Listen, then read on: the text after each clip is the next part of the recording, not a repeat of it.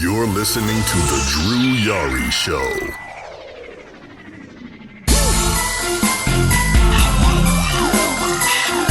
That's the wine and diner with kings and queens. You're looking at the man. You're listening to The Drew Yari Show.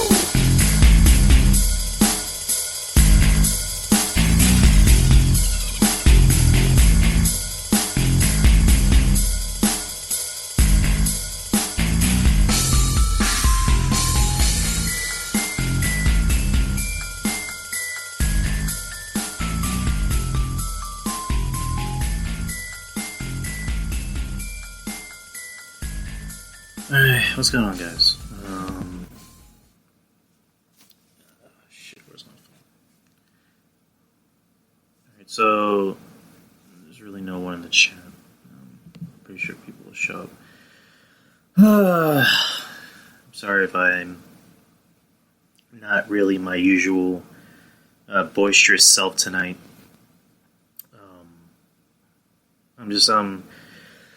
Oh boy. I'm trying really hard not to cry. One of our kittens passed away, so I'm just a little. I'm just still kind of trying to get over it. Literally just happened an hour ago.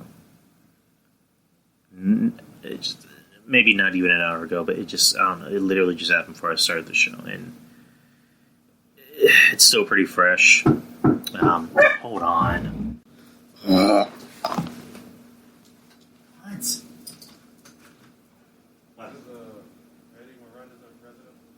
Yep. Move. Sorry about that. The mailman, I live at 8715 Flint. Yeah. And they dropped that in my mailbox. So All right. that's what Thank you.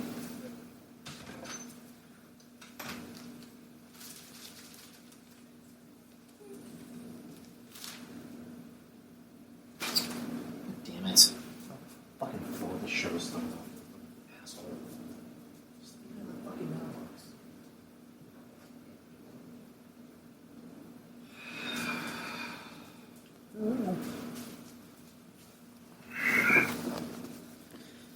Alright, yeah, now I'm just... I'm, like, really fucking irritable today. Like, I'm already irritable. I was already kind of in a somber mood. And then some random guy had to knock on the fucking door because our mail got accidentally put in his mailbox, even though it's not really his fault. But it's like, dude, just fucking put it in the mailbox. Like, you didn't need to knock on my fucking door. Just knock on the goddamn mailbox. It's like, ugh. Like, now I'm just irritable. I'm irritable about everything. It's like, ugh. Fuck. Anyways, I guess we can get into some topics for today. Hold on.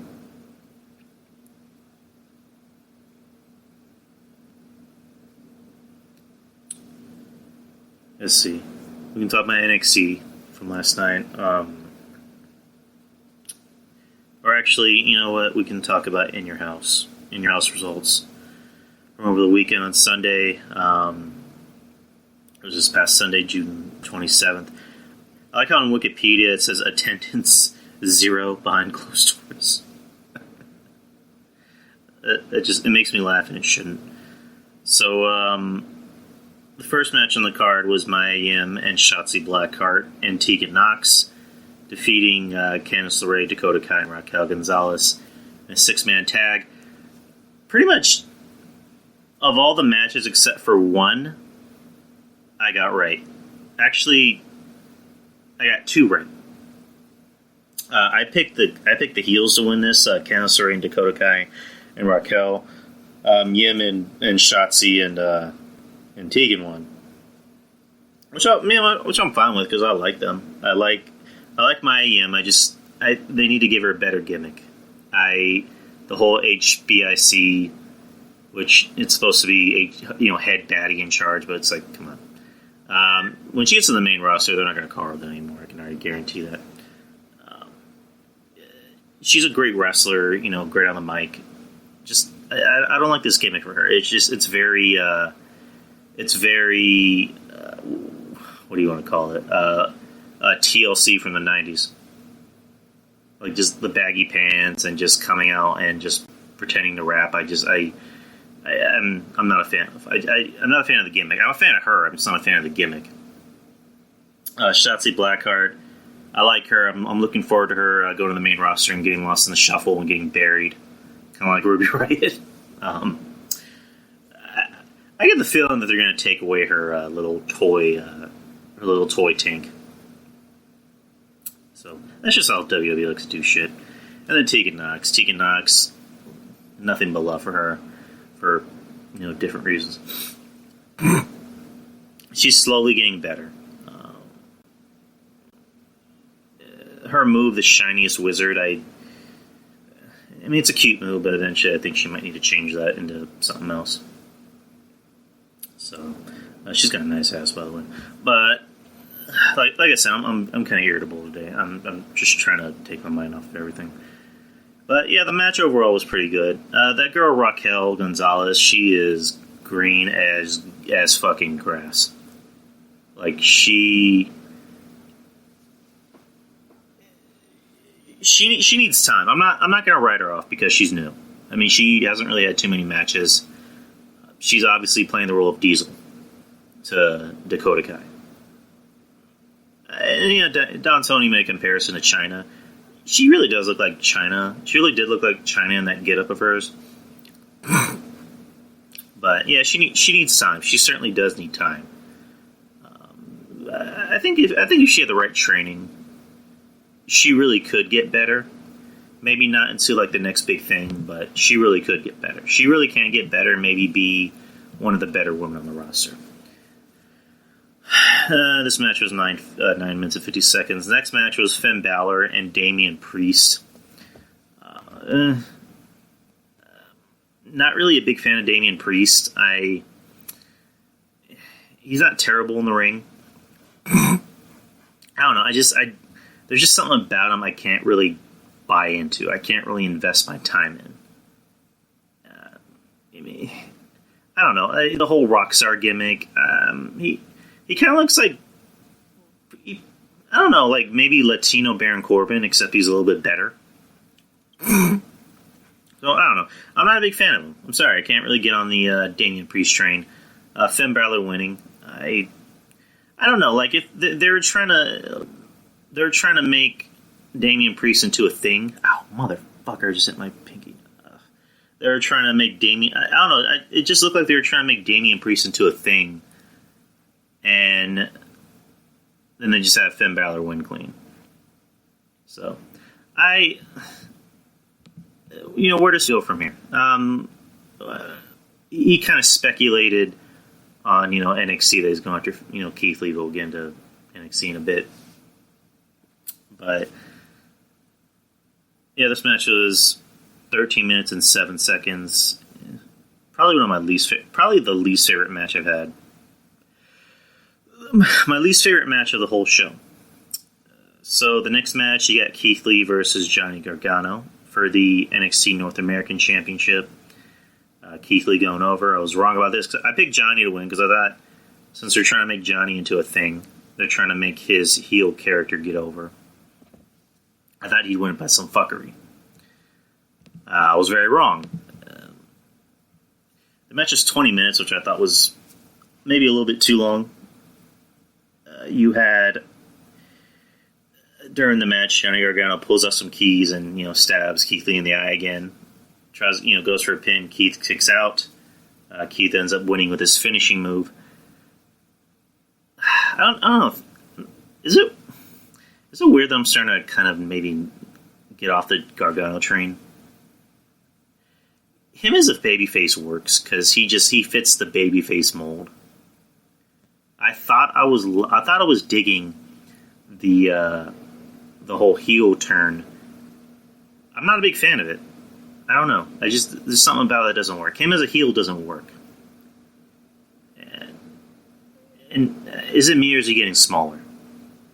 I don't know. Like, is he dieting, or does he have a I'm messing up the words. Does he have a terminally ill disease that we don't know about? That's wrong to say, but yeah, Gargano. Personally, he should maybe turn back to being a babyface. It works better for him. Him being a heel doesn't work. So Keith Lee wins, which I'm fine with. Looks like he's going to feud with Finn, which we'll get into a bit. You got Adam Cole defeating Velveteen Dream for the NXT Championship in a last chance backlot brawl. Since Dream lost, he cannot challenge for the NXT Championship while Cole is still champion.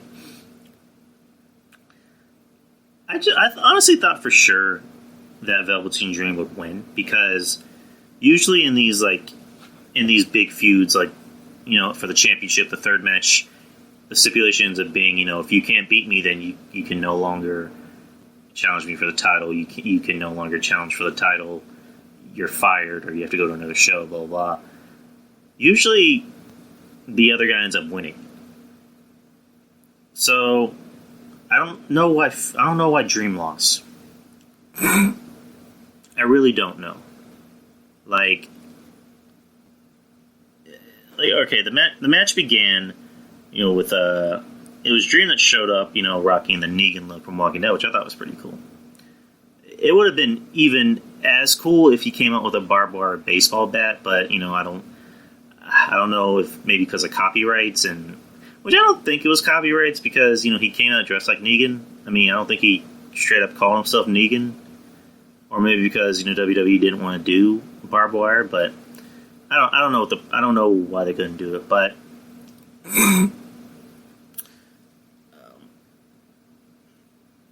what you call it? They just fight around the parking lot, and then as usual, the Undisputed Era has to get involved, which I'll get into that in a bit.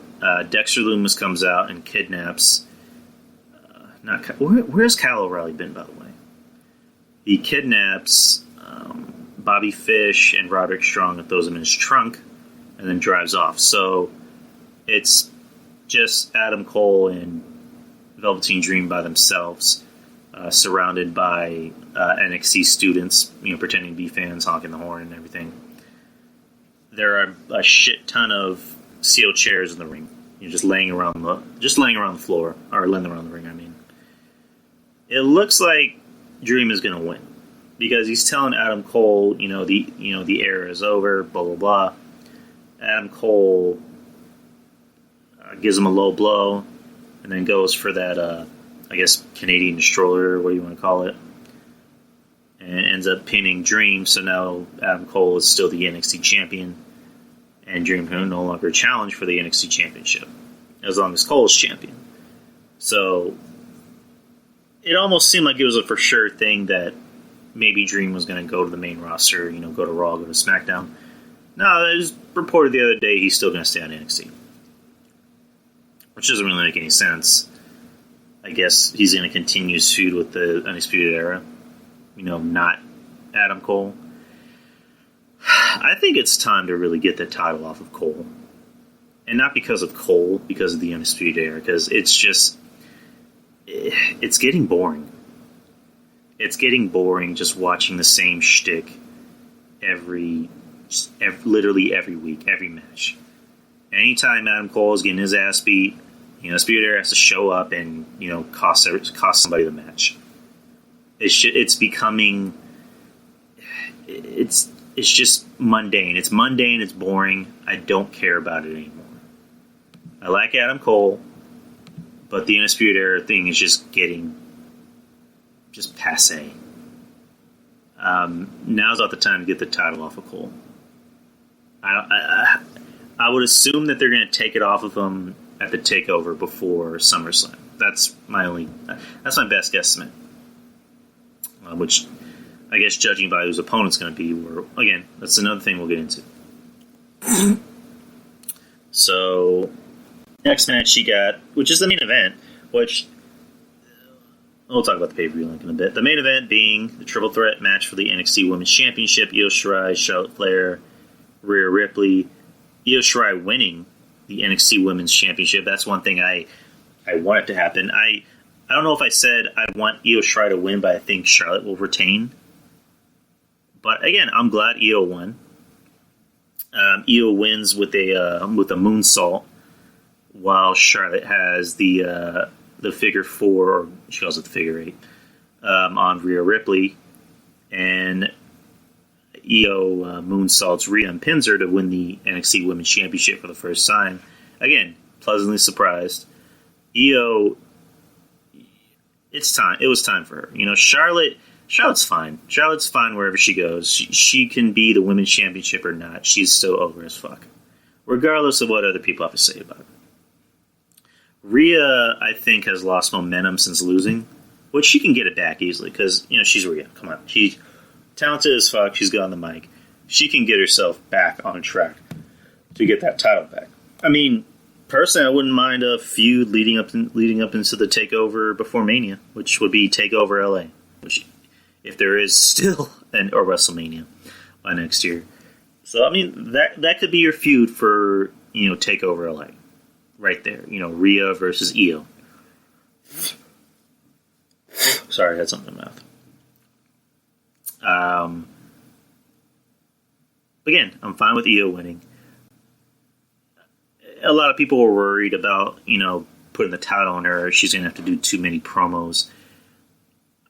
I think she works on the mic because everything she says is very slow-paced and methodical. And she puts emphasis on every word. Whether she's speaking English, which she doesn't have bad English, or whether she's speaking in her native tongue. So her on the mic is fine. If they don't have her going out there and cutting like 10-minute promos to begin every show, then that's going to be a problem.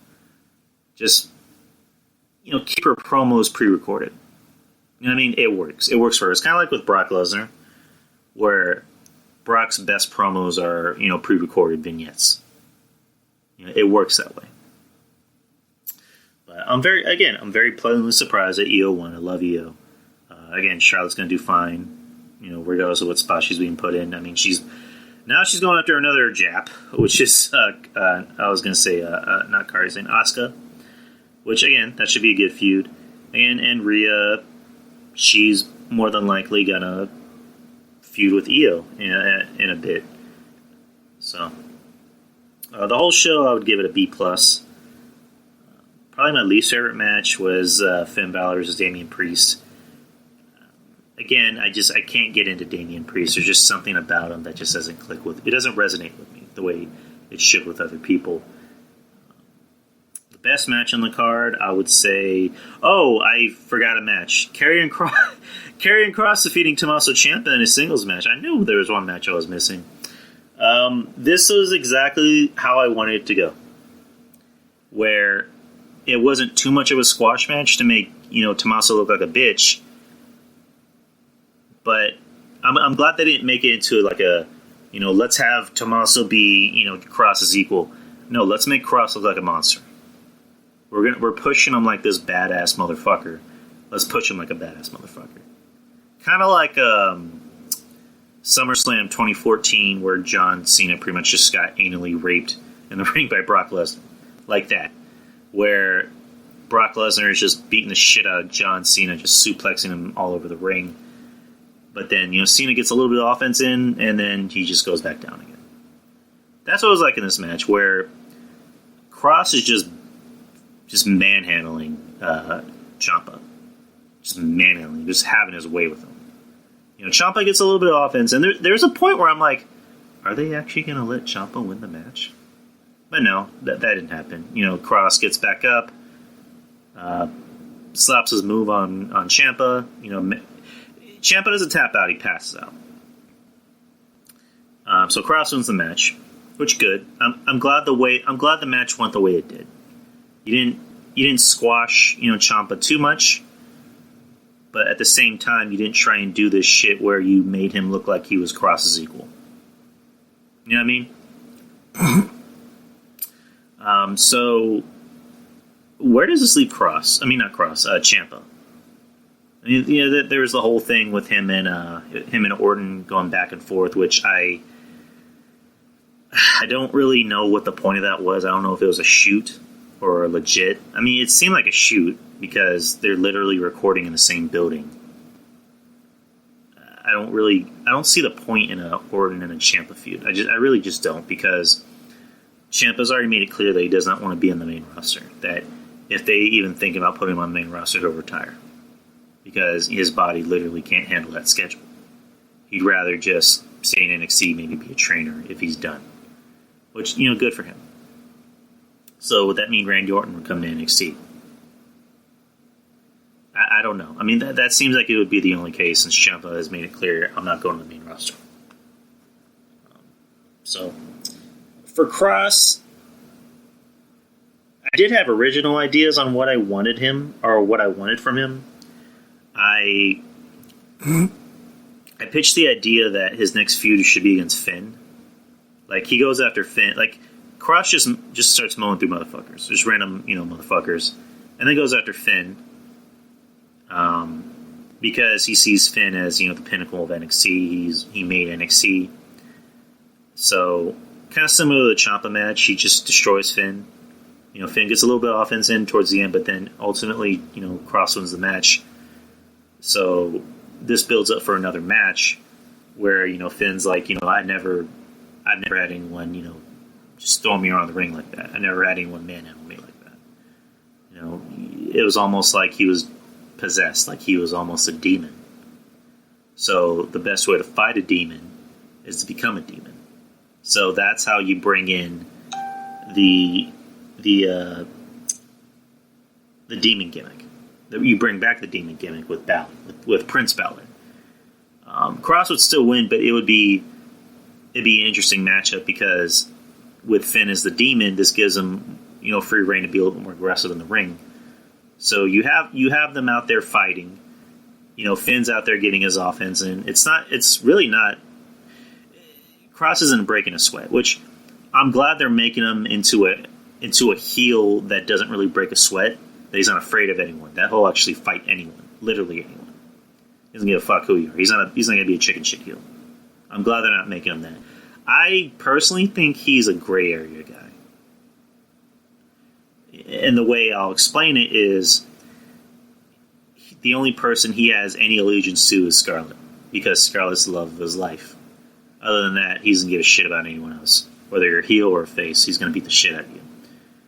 So that's the idea I have for him. Because there's not too many characters like that. Cross is he's someone that we haven't seen in a while, because I made the mistake of finding out what a nice guy he is, because he is very much a nice guy in person. I don't know him personally. I know people who know him personally. I've seen videos and posts of him. Scarlett's a sweetheart too. They're both very nice people. And then obviously I need to differentiate the two, but which I do. He's so good at playing this very intense, kind of almost evil character.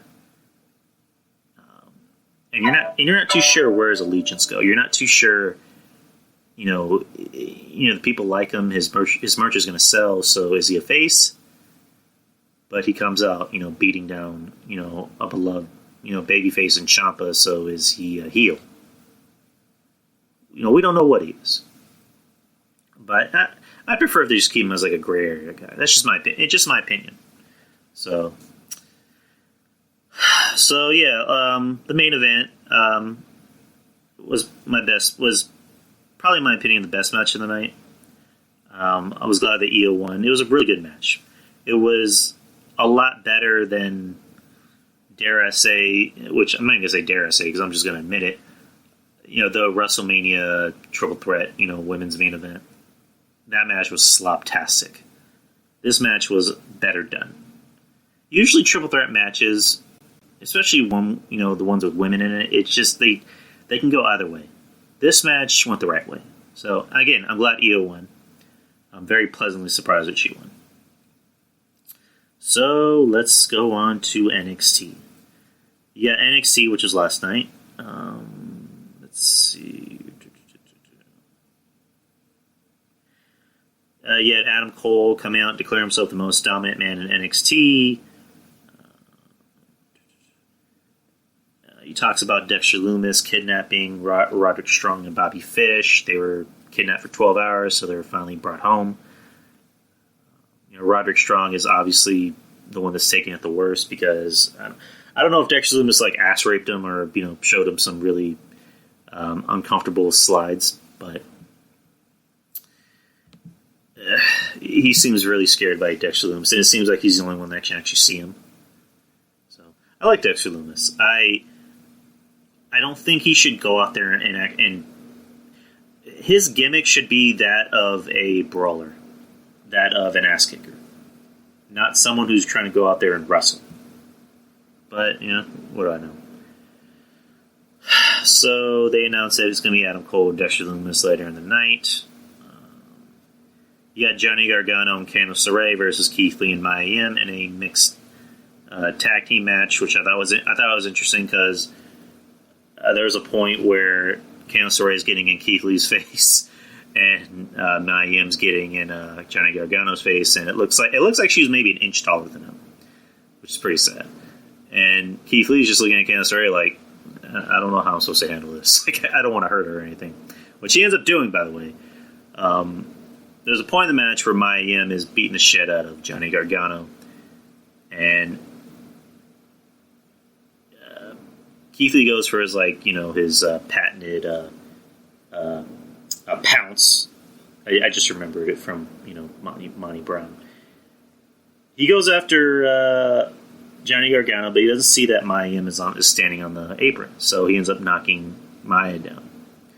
So he's looking at Maya.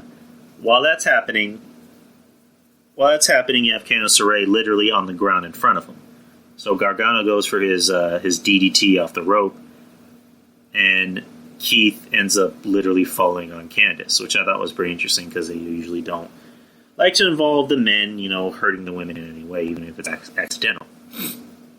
So Keith, being the face, which I liked. I like that he still kept the face gimmick because at the end of the day, it's like I don't like you, but I'm not gonna. I don't want to hurt you. You're a woman. I'm not gonna hurt a woman, especially one that's like, not even the size of my leg. So, Gargano takes advantage of the situation and pins Keith by going for a schoolboy, and just drags Candice out to the outside of the ring, and he's happy, he's celebrating, and he's getting in at Candice. He's like, "Come on, baby, won!" Like, just it seems like he doesn't really care that she's hurt. The way he sees it is that they both, pinned, or they both, won the match. Technically it was Johnny that did because Candice was out, but it was a nice match. So, what's the next match? You got Indus Sure versus local competitors. I don't really give two fucks about any of these guys. I don't know enough about this tag team or really care about it, so I'm just gonna skip it. Next, you got Breezango promising to change their image in NXT. It was a nice gimmick because they talked about their past. Johnny Curtis, who's Fandango. I thought it was interesting that Tyler Breeze had mentioned that Fandango's first match was WrestleMania and he won, but they didn't show the opponent. Which is just like, come on, it's Chris Jericho. Just say it's Chris Jericho. Don't even say Chris Jericho. Just show him. It's like, he's not Chris Benoit. Come on, he's just with another company. Deal with it. And then, talk about Tyler Breeze was, pretty much the man in NXT. Like, the first time NXT came here to San Antonio, the main event was Tyler Breeze versus Finn. And, Tyler Breeze was main eventing other takeovers. He was wrestling Jushin Thunder Liger. I'm not trying to, sound like I'm being ignorant. I didn't think he was going to come to the main roster and be the world champion. Or main event WrestleMania. Or even main event Backlash. But I thought he was at least going to have a run with, the Intercontinental title. Or the U.S. title. But no, the minute he came to the main roster, they just decided we're not going to do anything with this guy. If Vince doesn't understand your gimmick, that's death. That's automatic death for you. Which is sad, because I like Tyler Breeze. So, they talked about how they got together, and then they just immediately became the comedy tag team. Nobody took them seriously. And then when they came back to NXT, it was either Breeze or Fandango that said that we're going to leave our comedy outside of the ring, and we're going to mean all business when we get into the ring. Which I liked. It was a good promo because I like both of these guys. I like Tyler Breeze. I like Fandango. Fandango unfortunately, he's just one of those guys that, I don't know if he's clumsy or he just has, glass bones. The guy just can't seem to stay, not hurt. Which is unfortunate because, again, I like Fandango. I like both of these guys. They're funny. They're fun. They're fun to watch in the ring. So, and I'm glad they're getting, they're kind of getting back to what they used to be, but a little bit better in NXT. Then you have Robert Stone trying to recruit Rhea Ripley. The Robert Stone brand said that Nightmare slammed him onto a nearby table. Let's see. Next match, you had Finn Balor versus Cameron Grimes. Rematch from, I guess, it was either last week or the week before where, Finn lost to Grimes after, Priest cost him the match. There's a backstage segment with Grimes talking about how he beat Finn, and, he mentioned Priest by name, and Priest punched him in the face. Grimes pretended that he had a broken jaw, but he come to find out he was, bullshitting the whole time, and, I got a kick out of the referee carrying on a laptop with William Regal live on Skype or Zoom, whatever you want to call it, just saying, you're going to work the match. So Grimes ended up going out there and wrestling Finn. The match was okay. It was not a bad match. It was actually, I think it was maybe the best match I've seen Grimes have in NXT. His style seems more of that of a brawler mixed with, I wouldn't say high flying, like mat wrestling mixed with brawling. There you go. But, you're working with Finn. Finn's going to make anyone look good. So the match was good. I didn't think Grimes was going to win at all. It was some good back and forth, but, Finn wins the match. Afterwards, he gets on the mic, not on the mic, but he gets into the camera and, calls out Keith Lee saying, I've done everything in NXT, but the one thing I haven't accomplished is being the North American champion. Keith Lee, I'm calling you out. So that's going to be, Finn's next feud and Keith's next feud. So, that wouldn't be bad. That wouldn't be a bad feud. Would that mean Finn's going to win, though? I don't know. What's the next match? Yeah, Dakota Kai versus Casey Catanzaro. Ricochet's girl. I don't even know if she's still dating Ricochet.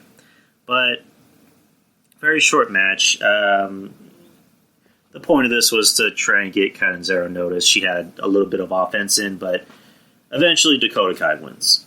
And, that's really about it. Caden Carter came out to defend Catanzaro, but got beat down by Dakota Kai and Gonzalez. So I guess that's maybe going to be a feud. Which, I don't know. We'll see about that. El Hijo del Fantasma reveals him, or actually, let's just get to this segment. El Hijo del Fantasma comes out and is about to give a promo, but Drake Maverick comes out to congratulate him, saying, we had a great match. Everyone wanted to make the moment about me, but it was really about you. You're the champ. You deserve all the recognition. You beat me fair and square, but I want to be first in line for that title. El Hijo del Fantasma, says C. So there you go. Suddenly, two masked men enter the ring. That's apparently been the gimmick lately is that you've had two masked wrestlers, kidnap other, I guess, Hispanic wrestlers in a van, which I don't know what they're trying to make of that. They interfered in Phantasma's match last week with Maverick fighting both of those guys off. Phantasma taking advantage of the situation, won the match. So they hit the ring. Maverick and Phantasma look like they're about to fight them together. But, Phantasma, of course, turns his back and turns around at Maverick, and they just beat the shit out of Maverick. The two masked men revealed themselves to be Joaquin Wilde and Raul Mendoza, which I remember those guys. Joaquin Wilde, he was doing some weird new age hipster gimmick fashion. I don't know what the fuck it was. And Raul Mendoza, his whole shtick was he was just a really good wrestler. Phantasma reveals himself to be Santos Escobar. And I have no clue who that is. Which I thought was interesting because under the mask he was only speaking Spanish. Like he was pretending to be this well-known, luchador. But he reveals himself to be somebody else who can speak perfect English. Like who the hell is Santos Escobar? It'd be nice if I had some people in the fucking chat room that can answer my question. But no. Again, I'm being irritable, so deal with it. So who the hell is Santos Escobar? I'm trying to look him up. Well, that's not the one I need. Okay, I don't give a fuck. But yeah, Santos Escobar, which he has a good look to him. Usually guys with a baby face should wear a mask.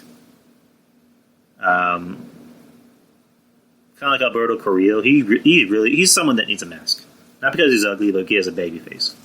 A guy like Escobar, he has the right look. He's not ugly, but he's not pretty. He has like a rugged look to him. He looks like a man. So he doesn't need a mask. He's fine. So that was an interesting gimmick. I liked it. And then the main event ended up being Adam Cole versus Dexter Lumis. Adam Cole beating Lumis, which I didn't like. I didn't expect Lumis to win. What really should have happened was it should have ended in DQ. Like, Lumis is about to go for the win, and then the Undisputed Era hit the ring and beat him up. And then that's when you have Velveteen Dream come out and make the save, which he ended up doing. But you're trying to push Dexter Lumis as a badass, as a brawler. What the fuck was that? As this big bad motherfucker. And yet you have him lose to Adam Cole clean. Which again, I'm not expecting him to beat Adam Cole on an episode of NXT. I'm not. But I mean, the best way to do this, you wanna protect him. You know that if you're gonna have him lose, it should have been at a takeover in a meaningful match. Not to say wrestling Adam Cole or losing Adam Cole isn't meaningful, but I don't know. I think this kind of hurts his stock a little bit because I was mentioning earlier, a guy like Dexter Lumis should not be going out there trying to have a wrestling match. He should be a brawler. He should be a guy that just beats the shit out of people. He's the type of feud that you want against, Killer. I keep calling him Killer Cross, Karrion Kross. That should be like the dream feud. But I think you kind of hurt his stock a little bit by having him lose just on a regular episode of NXT. Like you made him look like just a regular wrestler. So I don't know. I didn't like the fact that he lost on NXT, on an episode of NXT. So it should have been a DQ in my opinion. But Adam Cole wins with, of course, distraction from Undisputed Era.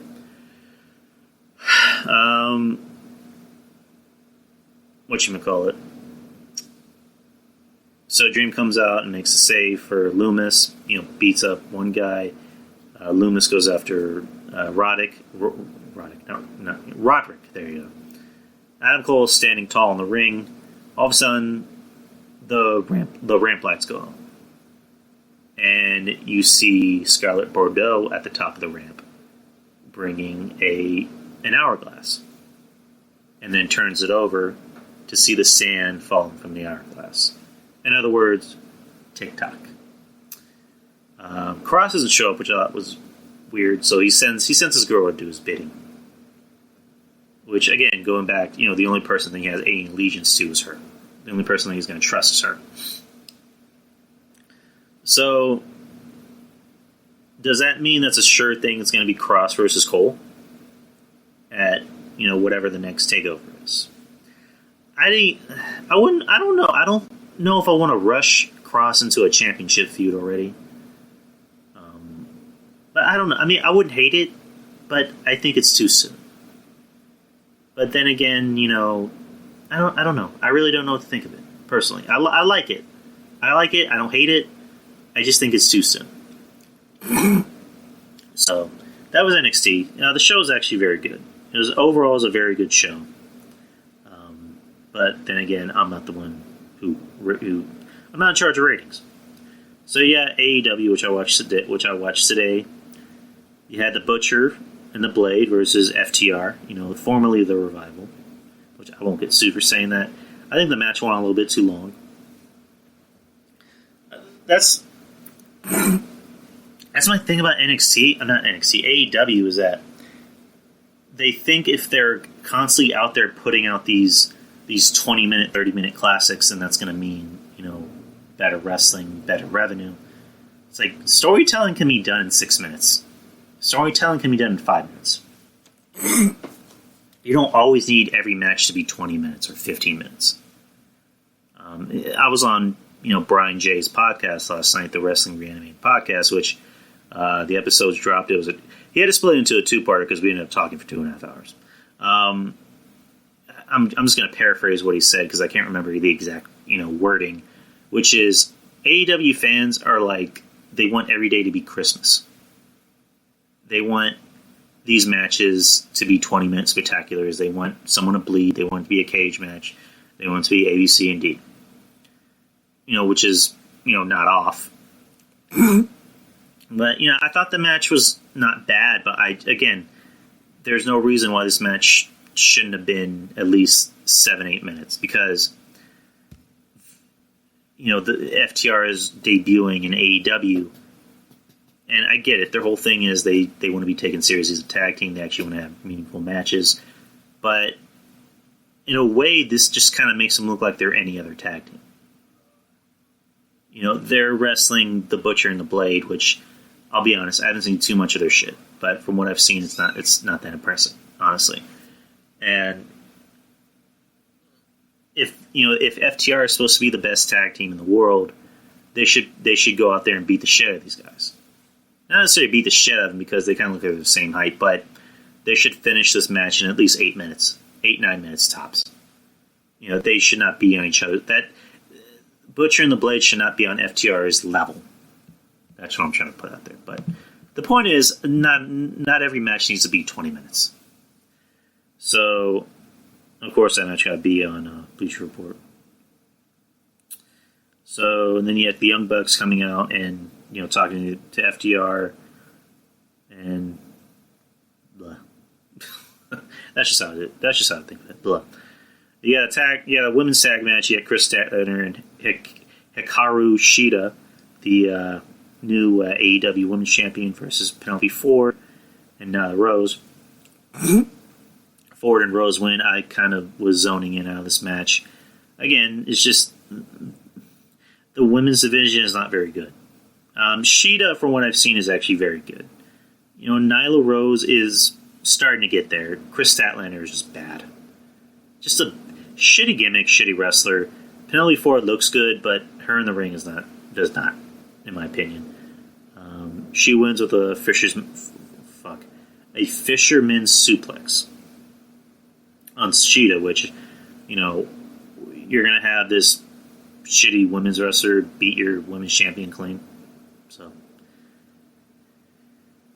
So what's the next match? You got the Best Friends and Orange Cassidy versus Proud and Powerful, which is a shitty name, and Jake Hagar. Proud and Powerful and Hagar winning, which I'm fine with. Actually, no, they didn't win. Who the fuck won? I forgot. Orange Cassidy pinned Ortiz. Jericho was on commentary for the first few matches. He comes out and attacks the Best Friends, including Orange Cassidy. And to my delight, he takes a bag of blood oranges and starts beating the shit out of Orange Cassidy with it and just leaves him a bloody mess, which I was happy for. I was happy. This is the first time Jericho's made me happy in a while.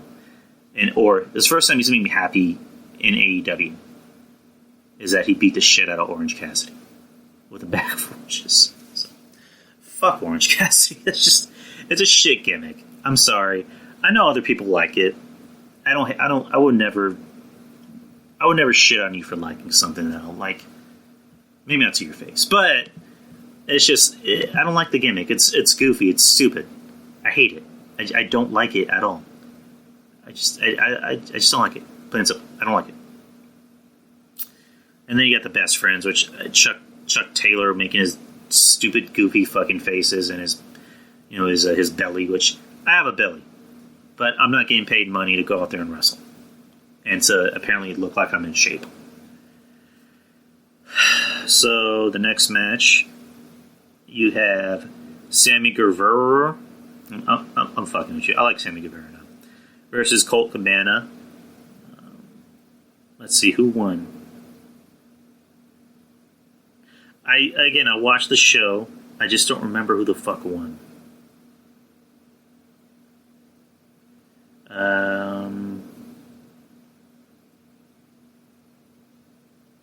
Oh yeah, he pinned. It's been a very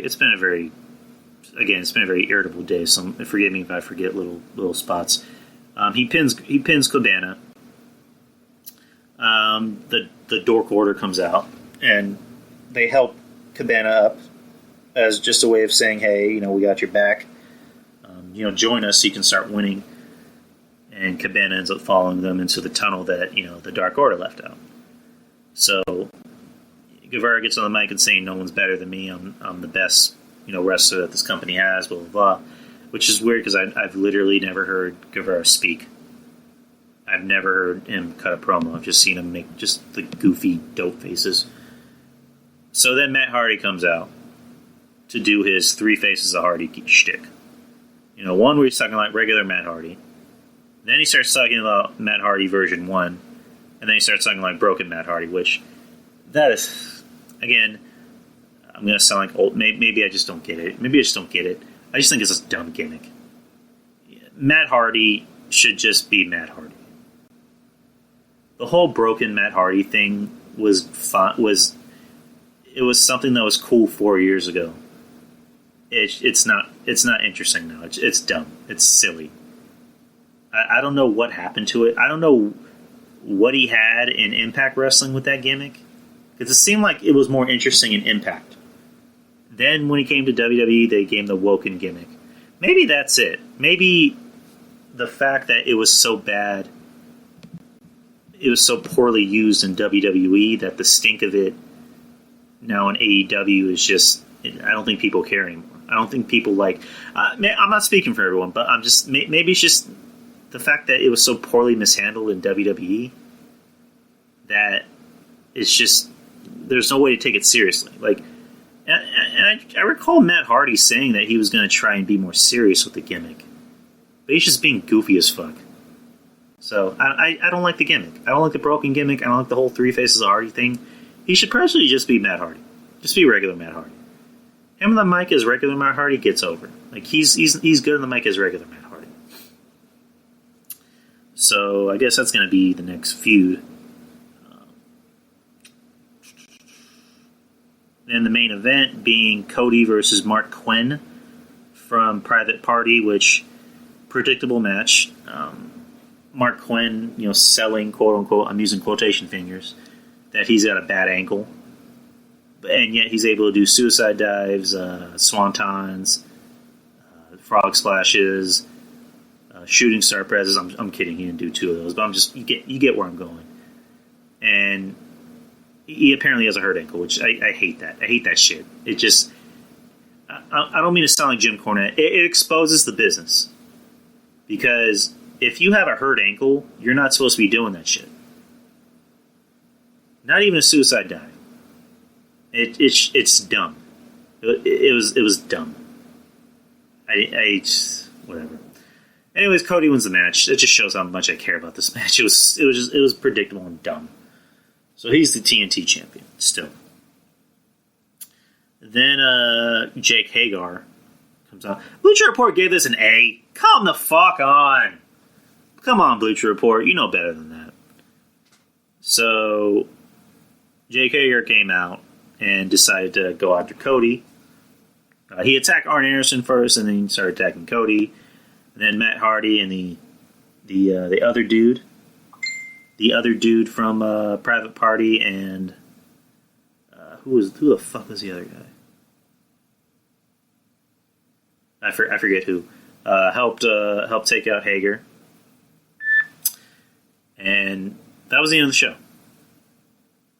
Not a very good show in my opinion. I thought NXT did a lot better. But then again, I don't know.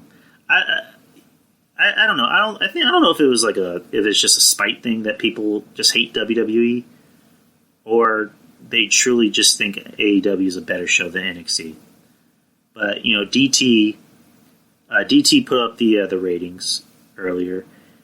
AEW wins 677,000. NXT has 673,000, which again is close. But how? How did AEW win? I don't get how it won. I don't know if it's because I'm being a NXT cocksucker, but how? How? I don't get it. I don't see what people are seeing with how AEW is done.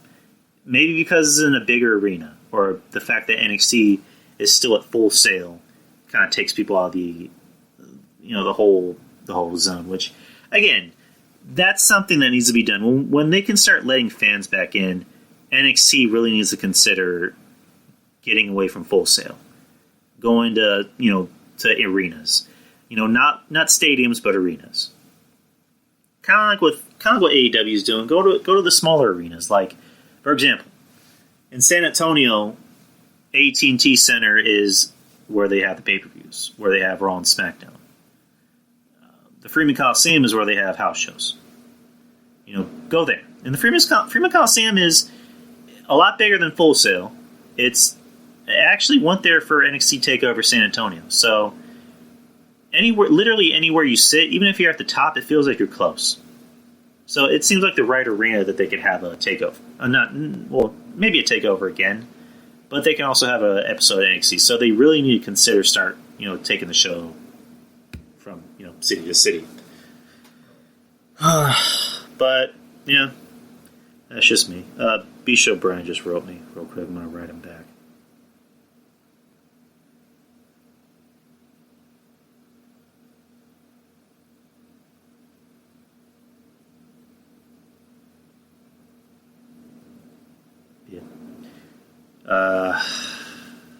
What was next on the agenda?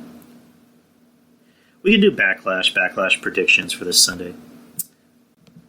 The greatest wrestling match ever, which we'll get into later on. It's going to be this Sunday, June 14th. The card is subject to change because they might be adding more matches after SmackDown. So, I heard that Florida was actually going to start letting people into the arena. Like, Florida was actually going to allow WWE to let fans in. I don't know why they're not doing that. But, hey, people, they can go out there and riot and protest and spread the COVID around, but they can't let people into the arena. It was a joke. That was my sad attempt at a joke. Don't come after me and say I'm racist. So this is the card. It's not necessarily in order, but I'm just going to start from this, from down to up. You got Apollo Crews versus Andrade for the United States Championship singles match. I would say keep on Apollo. I don't know. I like Apollo. I'm glad that they are doing something with him again. They're getting him another shot because Apollo's a nice guy and I like him. He's extremely talented. He's the guy you want as your white meat babyface. Like, he's the definition of a white meat babyface and what it's supposed to be. So I would say keep it on him. Andrade doesn't really need a title. He's fine where he's at. If any, put him in a world championship run against Drew. I mean, that would be a nice program. So I'd actually keep it on Apollo. Who the fuck was honking that loud? Hold on, I gotta go check something again because people piss me off.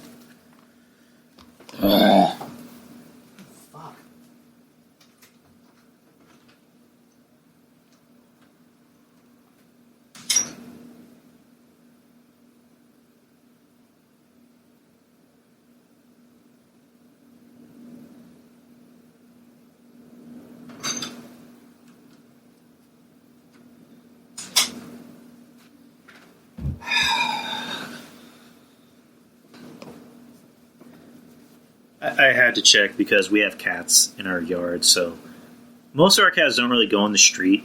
There's only really one I know that will go in the street. It's our black cat. So the only time he crosses the street is when he sees us. But I don't know. It's better to be safe than sorry. You have the next match, which is a triple threat tag match for the WWE Women's Tag Team Championship. You got Bayley and Sasha, the tag champs, versus Alexa Bliss and Nikki Cross versus the Iconics. Do I give a shit? Is there anyone that thinks I give a shit about this match? I don't. The Iconics are terrible. Peyton seems like she's gotten a little bit better. Billie Kay's god-awful. Alexa Bliss is god-awful. Nikki Cross has become god-awful. You know, Bayley is still passable in the ring. And she has a fat ass. Sasha Banks she's become god-awful. I don't really know or care who I want to win this match. I would say keep it on Bayley and Sasha. Since you just won it, you want to make that into a thing. Moving on. Jeff Hardy versus Sheamus. Singles match. The point of this match is, Sheamus is just being this slimy heel, which I don't really think Sheamus has done the slimy heel gimmick, lately, because he, supposedly he, pinned, Jeff Hardy getting into a car accident or running over Elias, and tried to blame that on him and tried to say that he, was drinking the whole time, even though he wasn't. And, which, again, the one thing I don't get is, witnesses say that they saw a man with red hair running away from the scene, which is just like, well, then why the fuck isn't, Sheamus in jail? Why the fuck isn't he arrested? WWE, if they're doing these angles where they have people getting arrested, why not just hire local cops? Why not just, call local police departments and say, hey, we're going to do this angle, we'll pay your guys. So, I really don't get it. I want Jeff Hardy to win. I have a feeling they want Sheamus to win, since they love Sheamus so much. And it seems like they would want to continue this gimmick, or not this gimmick, this feud. So, I don't know. I'm going to pick Jeff Hardy to win. Next match, you have Asuka versus Nia Jax for the Raw Women's Championship. Keep it on Asuka because she just won, and Asuka's got a lot of momentum. Nia just sucks. I really fucking hate Nia Jax. I try not to use that word too much, but I truly I can't stand Nia Jax. Just constantly hurting people. It just seems like she hasn't gotten any better. It doesn't even seem like she's really lost any weight. She looks the same. She's just not very good in the ring. I'm sorry. She's not very good. They need to cut her. They need to cut their losses and just fire this bitch. Fire her and Tamina. Sorry, Mitch. Or Mish, I mean. So, Asuka's going to win. It should be an okay match because these guys have, they've had matches before and they have pretty good chemistry. So, but Asuka's going to win. Next match, you have a 2-on-1 handicap match for the Universal Championship. You got Braun Strowman, the champ, defending against Miz and Morrison. Braun's going to win. How did this feud even start? I don't really get how this feud started. I like Morrison. I think Morrison needs to break free from the Miz. The idea that we all liked about this was, Miz, Morrison's coming back. He's going to reunite with the Miz. It's going to be, instant chemistry. Great team. They're the tag team champions, and now they're not. So Morrison hasn't really had any momentum since coming back. He hasn't really done anything. Again, they really should consider getting Morrison away from the Miz. They don't really need each other. I mean, the Miz needs someone around him to seem interesting, but I really think Morrison needs to kind of break free and be a singles guy. But Braun's going to win. I'd be shocked if either of these two won. I would be pleasantly surprised if Morrison won, but I don't know. The Universal Championship doesn't really mean shit anymore. It hasn't meant shit in a very long time. So, yeah, Braun's going to win. Then you got Drew McIntyre versus Bobby Lashley for the WWE Championship. It should be a good match. It should be good back and forth, good solid, action between these two. I see Drew, holding on. I don't really like what they're doing with him. I don't like that they're basically making him into the I'm gonna pander to everyone in the crowd. I'm gonna flirt with Charlie Caruso even though I'm supposed to be married. I'm gonna be a big goof. I have no problem with Drew having a personality because it seems like he does have a personality. He seems like a good dude, and also him, taking care of that cat. He if anyone doesn't know, he put on his Twitter that he actually took in a homeless cat with no front legs, no front legs. Like, imagine that, and he took him in. So good.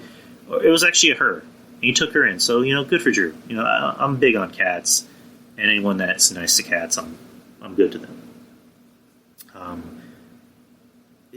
Let Drew just be an ass kicker. Let him be an ass kicking machine that has a personality. Let him be like Thor. Let him kind of have the whole kind of goofy, quirky personality, but as soon as business starts, he means business. He's out here to just kick ass and take names. But I don't see Bobby Lashley win this.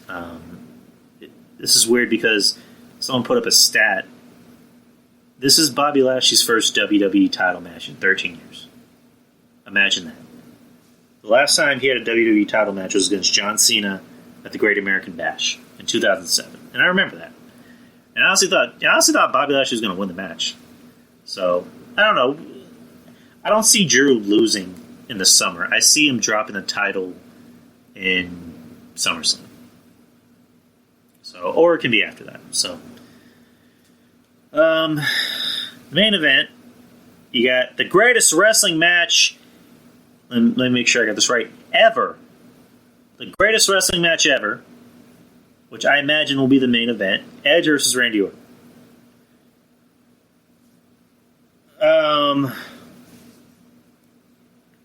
Unless Edge is magically Ricky the Dragon Steamboat and Randy Orton becomes Randy the Macho Man Savage. If they can channel that energy and that talent and that charisma, maybe this could be the greatest wrestling match ever. Other than that, no. It is not going to be the greatest wrestling match ever. It may have the possibility at best at being a decent wrestling match, but there's no way this is going to be the greatest wrestling match ever. I don't see it. I don't get why they decided to give it that mantra or that that title of the greatest wrestling match of all time. I don't get it. I don't get whose idea was to come up with that because these two are going to fall flat in their face. It is not, again, at best, it could be a decent wrestling match. But to call it the greatest wrestling match of all time, I can already picture them trying to compare this, or they're already doing it, to Austin versus Brett at Mania, to Shawn Michaels versus Undertaker at Mania. It's like, no. Just no. It's not going to be the greatest wrestling match of all time. I'm sorry, people. I'm sorry. I'm sorry to burst everyone's bubble.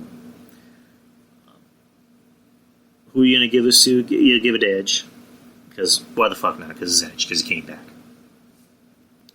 So that's my predictions for Backlash this Sunday.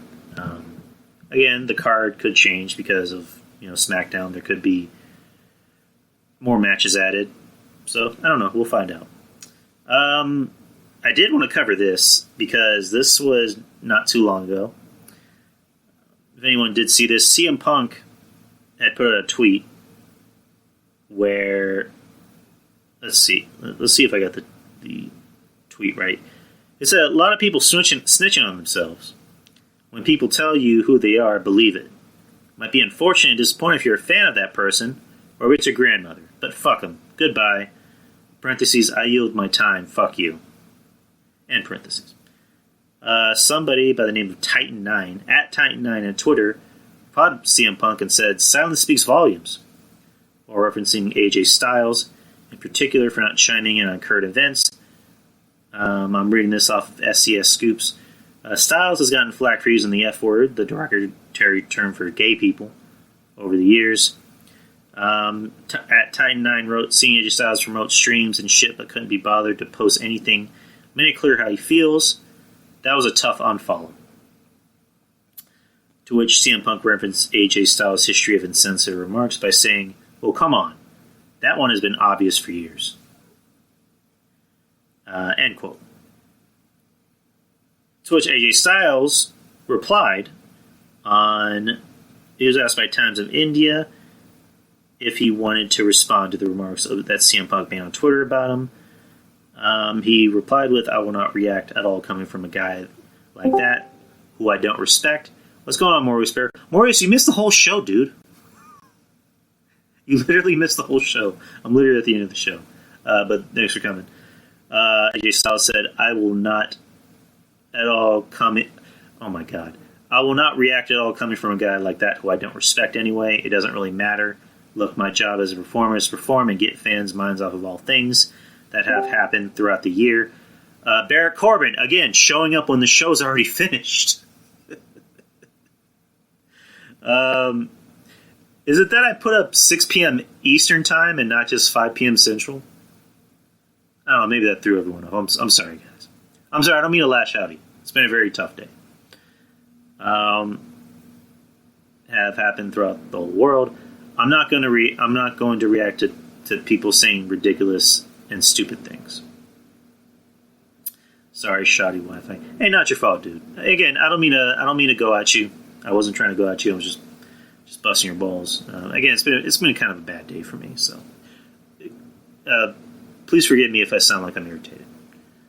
So, AJ and Punk, it's been very kind of. This is kind of like an underrated feud between these two because I hope to feel better soon. Oh, are you sick, man? Hey, man, I hope you get better, dude.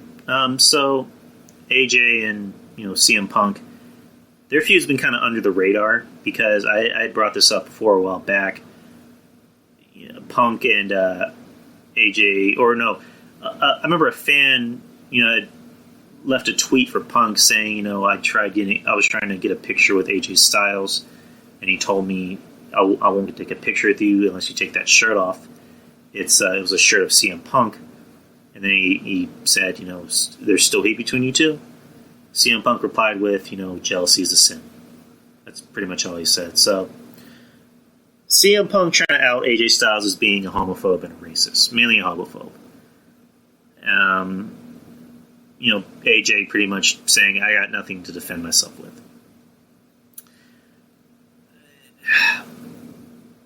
I really don't know who to defend because I like both of these guys. AJ seems like he's a little bit more likable. He seems more like a stand-up guy. Whereas, Punk just comes across as an asshole. He's just kind of a bitter asshole. It strikes me as just the fact that it seems like people like AJ more than Punk. And maybe that just bothers Punk. Because, again, another story about Punk, story time. Paul London had told the story about how the way he described this, it had to have happened in 2004 because he said it was the No Mercy pay-per-view which he was wrestling Kidman. So this is in 2004. So while he's telling the story, hold on, give me 1 second.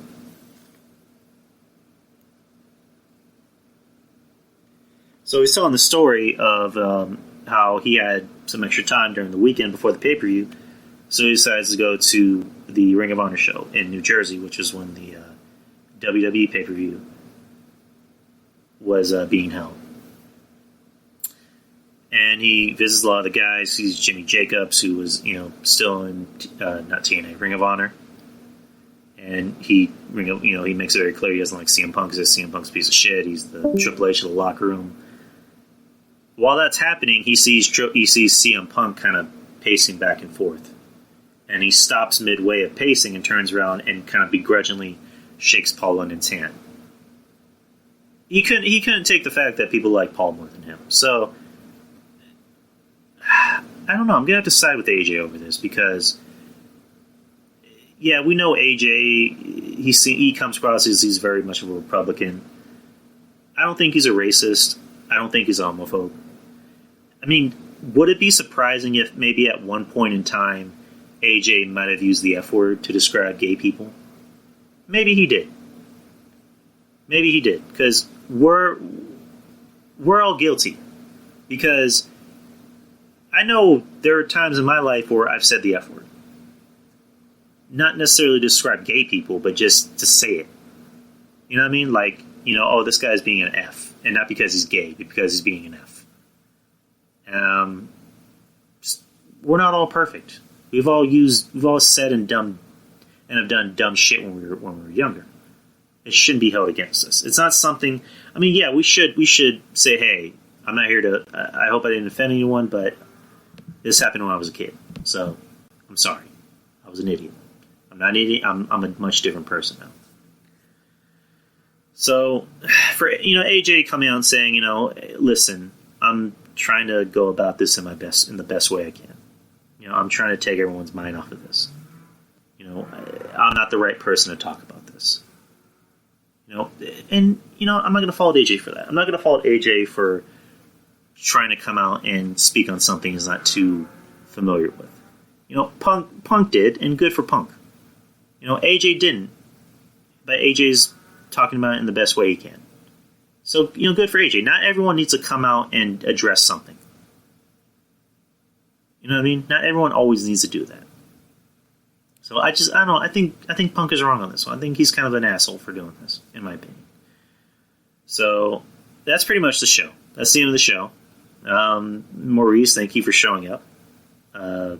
Same thing with Corbin. Wrestling Soup is about to start in 15 minutes. I'm gonna get something to eat because I'm starving. I have not eaten all day. I only had a Nutty Buddy, a fucking Nutty Buddy. So again, it's been a pretty bad day for me. Not a bad day. It's just not a good day. Not one of my better days. Wrestling Soup, check them out. The show's about to start in 15 minutes. Go to their Patreon. John Draper, Joey Numbers and Mish, love those guys. Let's see, DTKC, Don Tony and Kevin Castle, including Trez, who's on the KNT Chronicles with Kevin on their Patreon for just $5. So check that out. Brian J., good friend of mine, very good friend of mine. I just did his podcast last night, Wrestling Reanimated. Go to Spreaker and just look for that. It's a 2-part because we really went 2.5 hours last night. Just Wrestling Reanimated. The point of the show is that we not really fantasy book, but we just go over certain angles in time and just say what could have been better. How could they have done this in a better way? So we did that with the Invasion. So check that out. They got Texas Podcast Massacre, which they're about to review, or I think they already reviewed VHS, which was actually a request of mine. Head over to their iTunes and just give them a review. They're good people. Give them a review or rating. And just let them know about a movie you want to see, and they'll shout you out. So, again, they're good people. I've been on the show 3 times. So, we got False Count Reno with Andrew Carlick, Wrestling Court with Julian and Rob, and who else? Who else am I missing? You got the Ruben Prime TV podcast with Ruben. You got not Wrestling Overdose. Nuclear Heat Graphics with Shaheen. And also check out his podcast. I always fucking forget the name of the damn podcast. It's... the fuck is it? Shaheen, if you're listening, I'm very sorry. I forgot the name of your show. It's I have it right here. It's Clothesline Media. There you go. Clothesline Media. Check out Shaheen. He's good people. You got Yuck Nasty Get in the Corner with Yuck Nasty and Dogger Baby. And that's pretty much everyone's podcast. I mean, or not pretty much everyone. If I'm forgetting anyone, I'm sorry. Listen to everyone's podcast. Listen to everybody. Show everybody some love. I will be back next week, same time, same channel. And again, enjoy Wrestling Soup. Have a great night.